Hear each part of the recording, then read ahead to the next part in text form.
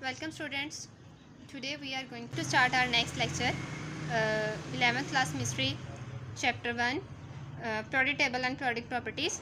आज का जो हमारा टॉपिक है वो है periodic arrangement and electronic configuration, यानी हम इलेक्ट्रॉन कन्फिग्रेशन और periodic table का जो अरेंजमेंट है उसको स्टडी करेंगे कि वो हमें कैसे हमारे लिए यूज़फुल है periodic table को अंडरस्टैंड करने में, यानी उसकी फ़िज़िकल प्रॉपर्टीज़ को, उसके रेडियस को और उसके रिएक्टिविटी को, एलिमेंट्स की अंडरस्टैंड करने के लिए अरेंजमेंट या उनकी इलेक्ट्रॉन कन्फिग्रेशन कैसा रोल प्ले करती हैं। तो स्टार्ट करते हैं।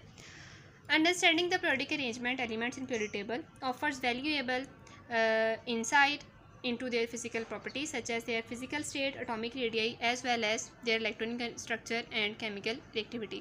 कहते हैं अगर हम उसकी अरेंजमेंट को periodic table की जो हमें जब एक दफ़ा हमारा periodic table बन चुका है जिस फॉर्म में है उसको हम अगर उसके इंसाइट्स को अच्छे से अंडरस्टैंड कर लें तो हम एलिमेंट्स की फ़िज़िकल प्रॉपर्टीज़ के साथ साथ उनके एटॉमिक रेडियस, उनकी इलेक्ट्रॉनिक कन्फिग्रेशन और एटॉमिक केमिकल रिएक्टिविटी तक को हम अच्छे से अंडरस्टैंड कर सकते हैं।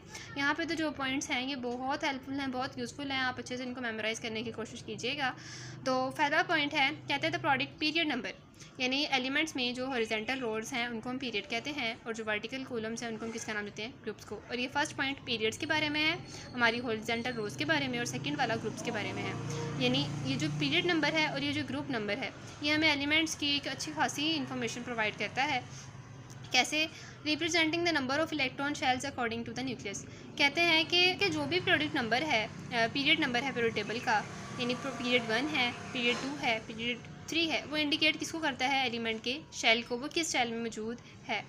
यानी अगर या उसके कितने शेल हैं, अगर आपके पास फर्स्ट पीरियड है तो उसका मतलब उसके पास कितने शेल्स हैं? जस्ट 1। यानी जो पीरियड 1 है उनमें जितने भी एलिमेंट मौजूद हैं उनके पास जस्ट 1 शेल है, इससे ज़्यादा नहीं है।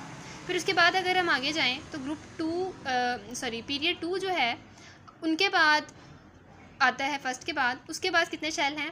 2 शेल हैं। यानी जो पीरियड नंबर होगा शेल की तादाद भी वही होगी उस पूरे पीरियड में। For example an element X in the third period has 3 shells electron shells with its valence electron located in the third shell. कहते हैं कि अगर हमारे पास एक एलिमेंट एक्स है, यानी कोई भी एक एक्स एलिमेंट है, उसके थर्ड पीरियड में मौजूद है वो हमारे पास, तो इसका मतलब ये है कि उसके पास कितने टोटल शेल मौजूद हैं? 3। और इसका मतलब ये भी है कि उसका वैलेंस वाला इलेक्ट्रॉन किस शेल में मौजूद है? थर्ड शेल में। The specific sub shell where the valence electron are found depend upon the elements block. If an element is in the s block, its valence electron will be in the s subshell। यानी कि period का जो number है वो हमें इस हद तक इंफॉर्मेशन प्रोवाइड कर देता है कि एलिमेंट जो है उसके टोटल शेल कितने हैं। फिर अगर हम देखें तो कि उसका सब शेल कितना है, यानी हमें शेल का पता चल गया कि वो शेल के है, एल है, एम है, एन है, कि कौन सा शेल है, यहाँ तक तो पता चल गया। लेकिन ये सब शेल कौन सा है ये हमें पता चलेगा कि वो किस ब्लॉक में है। अगर वो एस ब्लॉक में है तो उसका मतलब वो एस सब शेल में मौजूद है। अगर वो पी ब्लॉक में है तो उसका valence electron P sub shell में मौजूद है। अगर डी है तो उसका valence electron D sub shell में मौजूद है। इसके बाद जो ग्रुप नंबर है ये हमें इस बात की तरफ इंडिकेशन करता है कि उस एलिमेंट के टोटल वैलेंस इलेक्ट्रॉन कितने हैं। इसका मतलब ये है कि अगर कोई फर्स्ट ग्रुप में एलिमेंट है तो उसके वैलेंस इलेक्ट्रॉन कितने हैं? 1। सेकेंड ग्रुप वालों के वैलेंस इलेक्ट्रॉन कितने होते हैं? 2। थर्ड ग्रुप वालों के वैलेंस इलेक्ट्रॉन होते हैं 3। यानी इस तरह इंक्रीजिंग ऑर्डर में है। N element X in the third period and group 2, यानी एक एलिमेंट ऐसा है कि जिसका पीरियड कौन सा है? थर्ड है, और ग्रुप कौन सा है? 2 है। तो इसका मतलब है कि उसके वैलेंस में कितने इलेक्ट्रॉन्स हैं? 2 इलेक्ट्रॉन्स हैं। और वो उसका सब शेल कौन सा है? हमने बोला ना थर्ड पीरियड है, ग्रुप 2 है। थर्ड पीरियड होने का मतलब है कि तीसरा शेल है। सब शेल कौन सा है? एस है, क्योंकि सेकेंड ग्रुप है, और उसमें इलेक्ट्रॉन कितने मौजूद हैं? टोटल 2। ठीक है। दस the element X in the third period and group 2 has 2 valence electron, valence electron 2 है।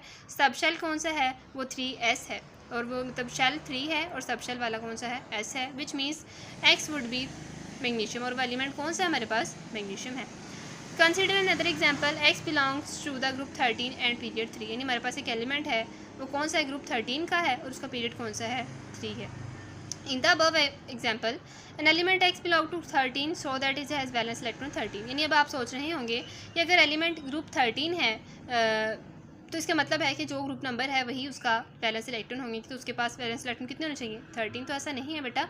periodic table में हम अगर periodic table को देखें तो इसमें एक मेथड तुम्हारे पास ये है कि हम एलिमेंट्स की जो पीरियड टेबल में ग्रुप्स की काउंटिंग है वो इस तरह करते हैं 1 2 3 4 5 6 7 8 एंड 13 एंड देन 18 तक, यानी ये 1 to 18 है कंसेक्टिवली। लेकिन इससे पहले तक यहाँ पर इस तरह फॉर्म में रिप्रेजेंटेड है, एलिमेंट्स को एक अलग फॉर्म में भी रिप्रेजेंट किया जाता है, यानी ये जो सेंट्रल पोर्शन था और ये जो साइडों वाला पोर्शन था इनको अलग डिवाइड किया जाता था।